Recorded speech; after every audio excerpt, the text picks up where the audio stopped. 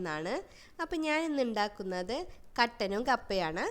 അപ്പോൾ നമുക്കത് നല്ലൊരു ടേസ്റ്റി ആയിട്ട് ഞാൻ വീട്ടിലുണ്ടാക്കി കഴിച്ച് നോക്കി എല്ലാവർക്കും ഇഷ്ടപ്പെട്ട ഒരു റെസിപ്പിയാണ്.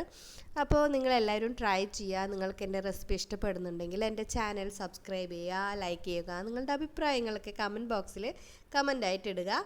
അപ്പോൾ നമുക്ക് എങ്ങനെ ഉണ്ടാക്കുന്നത് നോക്കാം. അപ്പോൾ നമുക്ക് ആദ്യം കപ്പ ചെറിയ കഷ്ണങ്ങളാക്കി ഉപ്പിട്ട് വേവിച്ച് മാറ്റി വയ്ക്കുക. ഇനിയാണ് മെയിനായിട്ടുള്ള കാര്യങ്ങൾ വരുന്നത്.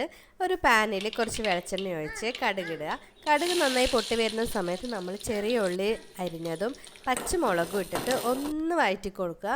അതിലേക്ക് കറിവേപ്പില ഇട്ട് വഴറ്റിയതിന് ശേഷം നമ്മൾ തേങ്ങ ചിരവേതിട്ടിട്ട് ഒന്നും കൂടെ മൂപ്പിച്ചെടുക്കുക. നന്നായി മൂക്കണ്ട കേട്ടോ, ഒരു ചെറുതായിട്ടൊന്ന് ചൂടായാൽ മതി.